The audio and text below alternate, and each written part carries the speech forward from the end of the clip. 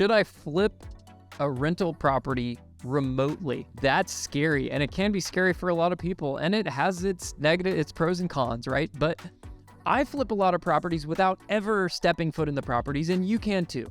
And I'm gonna kind of tell you how to do it, right? Okay, so let's get into it.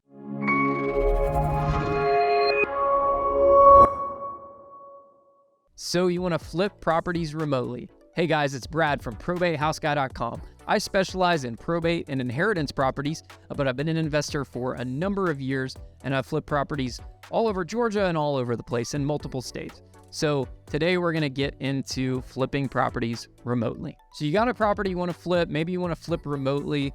I'm gonna tell you that flipping properties is not an easy job. It requires a lot of work. It's a job. It's not going to be passive. You're not going to sit around on the beach and da-da-da-da-da-da. But can be somewhat passive if you have the right systems, processes, and people in place. It can be a little bit easier, but by no means is it going to be like relaxing, whatever. But what it does give you is a lot of freedom and a lot of spare time and flexibility in your schedule. But it's still kind of a job in a sense, right? I enjoy flipping properties from the sense that it gives me flexibility in my life. If I want to take a couple days off and I don't want to go to a project, I can, right? Or if I want to make some good chunks of money, I can flip a few houses, make some big chunks of money. If, I can use that cash for whatever, but I enjoy it. But let me tell you how I flip properties remotely. One of the things that I do is I have made sure that I have a trusted team of boots on the ground, and that takes time to build this team out. But you can also do that through partnerships with other people. I partner with a lot of people, especially if I'm in a new market that maybe I haven't done a lot of deals in. I will find a trusted partner in that market that I know has experience in flipping houses and say, hey man, I got this deal. How about we do this deal together and we split the profits? You're there, you're the boots on the ground, I've got the deal. You both have to provide equal value so that you both justify your profit splits, or you need to split your profits accordingly based on the amount of workload that each party is providing, and you guys need to figure that out and have it in writing. Make sure you have it in writing. Do not have it in writing. So make sure you have a trusted team of boots on the ground. Number 2, only work off of referrals. I can't say this enough. Do not hire random Joe off of Craigslist. Craigslist isn't even a thing anymore.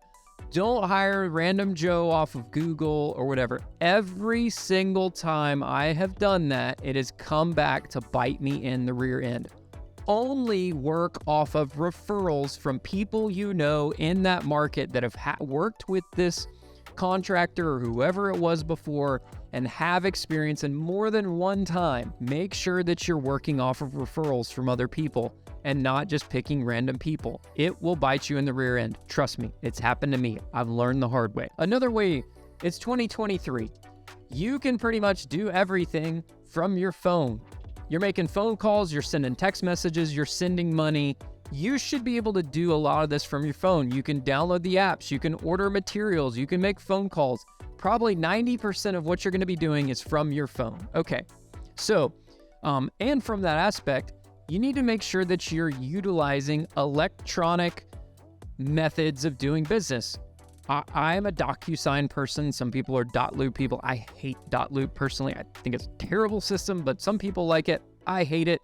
I use DocuSign. You have HelloSign. You have PandaDoc. You have all the different document signing. Use one of these document signing softwares and make sure you learn how to use it, build templates, and you can use a lot of the documents you use on a regular basis and put it in the program to make life easier. Contracts with contractors, W-9s, blah, blah, blah, blah, blah.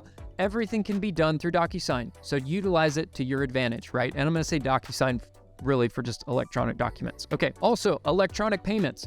You better have Cash App, you better have Venmo, you better have Zelle. Also, if you have an online bank account, set up online wire transfers. I actually wire transfer money to my contractors sometimes. Do I have to pay a fee? Yeah, it's a $30 fee, and typically my contractor gets a $15 fee on their end.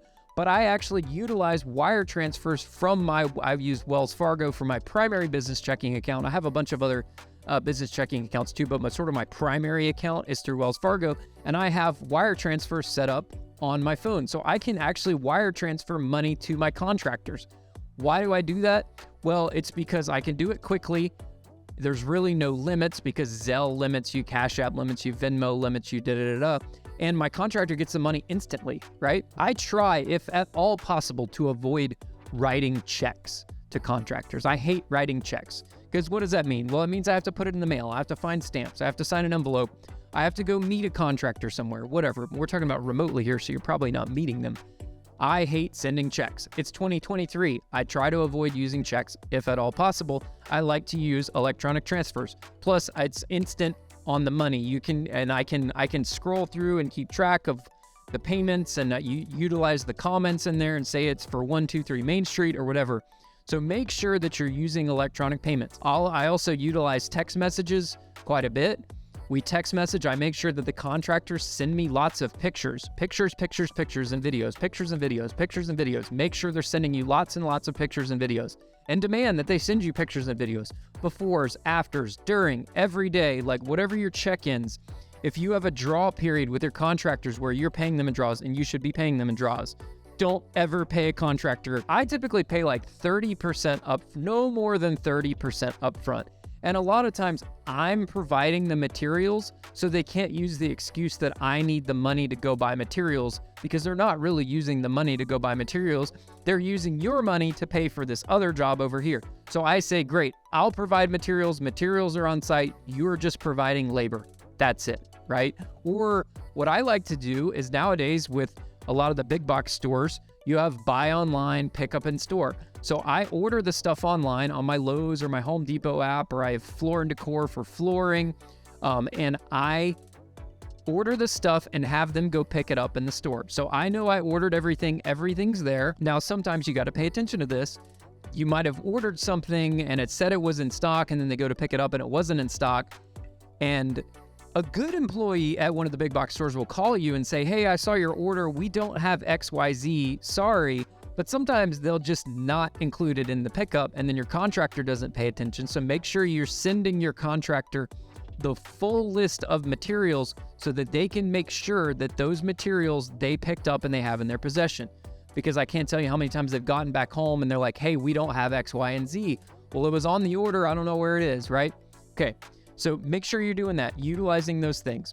Also, make sure that you figure out who all the utilities people are. Make some phone calls, whatever. You're going to make sure you need to make sure you have utilities. And you got to figure out a way to check on this property on a regular basis.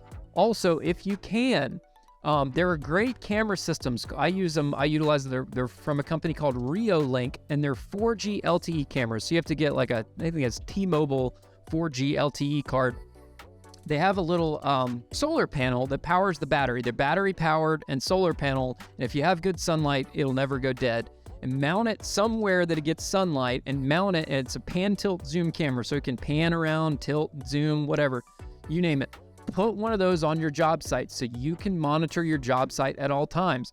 I've used it to keep contractors honest, where they say, oh, I was there today. It's like, bullshit. No, you weren't. You weren't there today. Nobody was there today. I have cameras. I can see when anyone is in and out of that property. Set up motion alerts. Okay, so you're flipping remotely. How do you get a camera there? Well, make sure you got boots on the ground. Make sure you send a trusted party that can go there and set up the camera, and make sure they're a neutral third party. Maybe it's a real estate agent you're going to use to ultimately list the property. Say, hey, I'm going to FedEx you this package. Or maybe you order the camera on Amazon. I'm going to send it to your house. Can you go set this camera up there at the site? It's pretty simple to set up. They just need like a screwdriver, screw the mount in, plug the little solar panel in, put the 4G card in the little slot and close the little door, and press the power button, and you're off to the races. And then you can control it all from your app. So I utilize those cameras on job sites to make sure that I'm keeping people honest, that people know they're being monitored. The site's being monitored. If there are people that come on the site that try to steal stuff, you have video footage, The more footage you have, the better, right? Okay. So that's flipping properties remotely. That's how I do it. I've done quite a few. I try to avoid going to the properties now, just because, I don't know, it's almost like like an accomplishment to say, hey, I flipped this property without ever setting foot in this property. But you got to make sure you have good boots on the ground so that you're doing quality control. Make sure you have neutral third party that can go check the place out and make sure to do the QC. Maybe it's someone local, you pay them $100 to go over to the house, take a look at it, walk through, do a FaceTime video with you, whatever. But if you can do that, you can flip properties remotely. Just try to do it. The first one might be a bust, but try to do it and you'll get better and better at it over time. So thanks again for checking out this video. Again, I'm Brad with probatehouseguy.com. I appreciate your time. Have a nice day. Bye-bye.